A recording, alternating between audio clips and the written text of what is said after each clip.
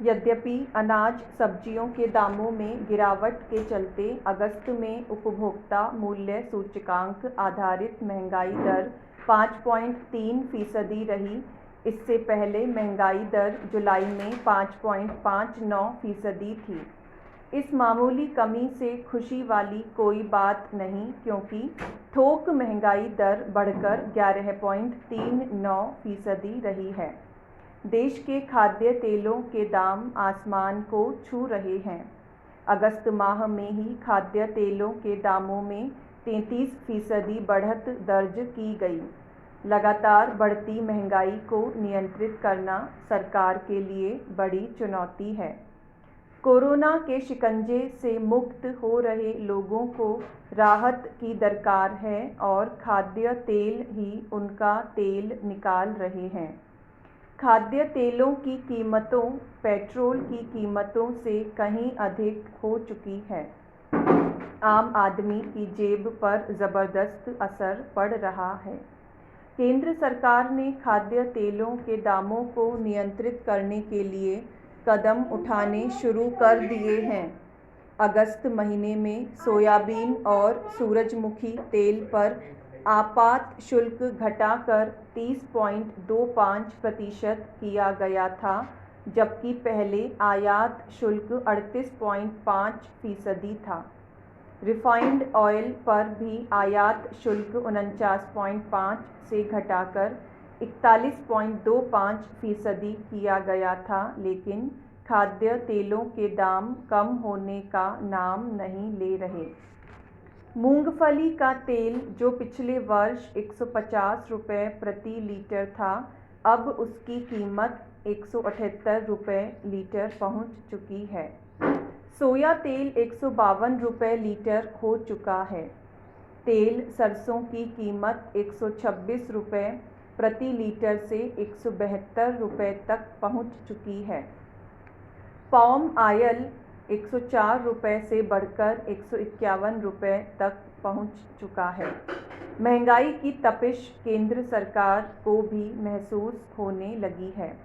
खाद्य एवं सार्वजनिक वितरण एवं उपभोक्ता मामलों के मंत्रालय के आर्थिक सलाहकार ने सभी राज्यों और केंद्र शासित प्रदेशों के मुख्य सचिवों पत्र लिखकर खाद्य तेलों की बढ़ती कीमतों पर ध्यान आकर्षित किया है और निर्देश दिया है कि आम लोगों को उचित मूल्यों पर आवश्यक वस्तुओं की पर्याप्त आपूर्ति सुनिश्चित बनाने के काम करें।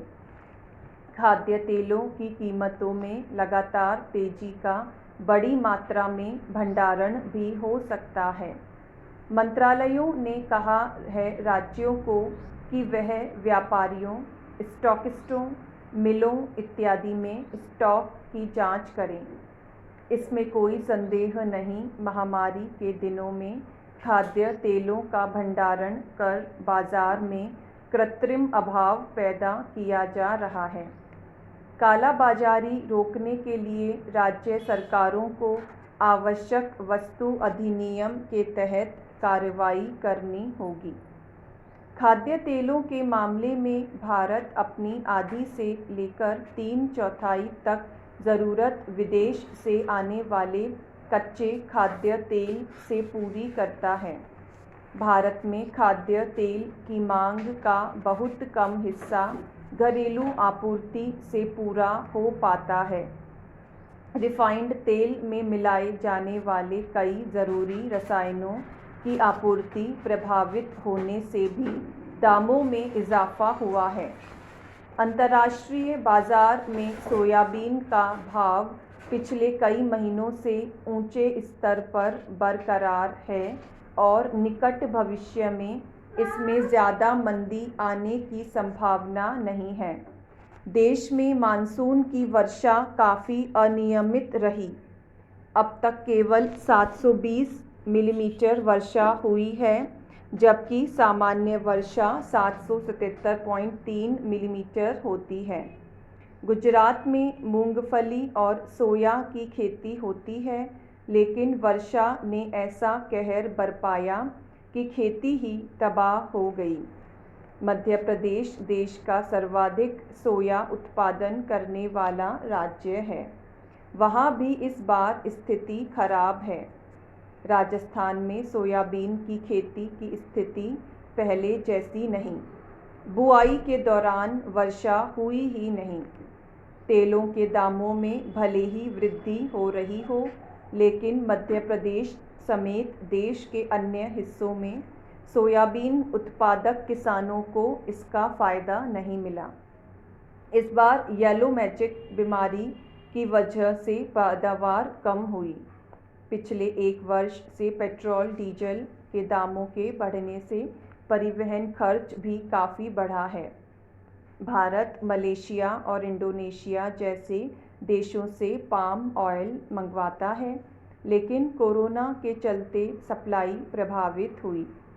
मांग और सप्लाई का गणित बिगड़ने से अंतर्राष्ट्रीय बाजार में खाद्य तेलों की कीमत में इजाफा हुआ है। इससे पहले जब दालों के दाम बेतहाशा बढ़े तो सरकार ने आयात कोटे और भंडार सीमा पर पाबंदियां लगाई थी, ताकि कोई भी व्यापारी ज़्यादा स्टॉक न कर सके। अब राज्यों के खाद्य मंत्रालय को सतर्क होकर काम करना होगा और खाद्य तेलों की आपूर्ति सुनिश्चित करनी होगी, चाहे उसे छापामारी ही क्यों न करनी पड़े। हाल ही में सरकार ने पाम का उत्पादन बढ़ाने की महत्वाकांक्षी योजना का प्रारूप पेश किया था। उम्मीद है कि नए प्रयासों से खाद्य तेलों के मामले में भी भारत आत्मनिर्भर बनेगा।